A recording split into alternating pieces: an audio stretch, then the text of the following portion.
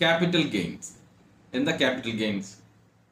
സിമ്പിളായിട്ട് പറയുകയാണെങ്കിൽ ഷെയർ മാർക്കറ്റിലൂടെ പല സ്ഥാപനങ്ങളുടെയും ഷെയറുകൾ നമുക്ക് വാങ്ങിക്കാൻ കഴിയും.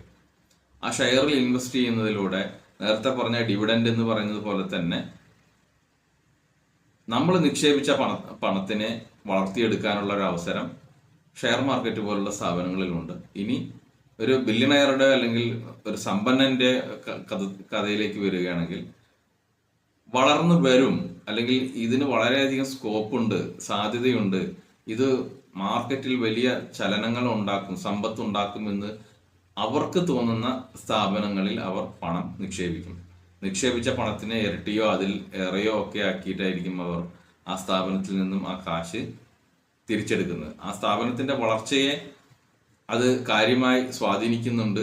വളർച്ചയിലേക്ക് ഇവർ ഇൻവെസ്റ്റ് ചെയ്യുന്ന പണം നയിക്കും, എന്നാലും ഇവരുടെ പണം വളരുന്നുണ്ടായിരിക്കും. അതാണ് ക്യാപിറ്റൽ ഗെയിൻ അല്ലെങ്കിൽ ക്യാപിറ്റൽ ഇൻകം.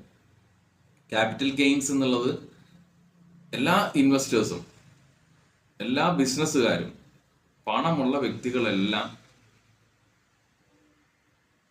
ഈ തരത്തിലുള്ള ഇൻവെസ്റ്റ്മെന്റുകൾ നടത്തുന്നുണ്ട്.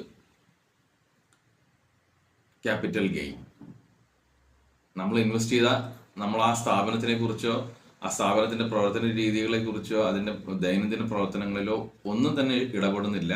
പകരം അവരുടെ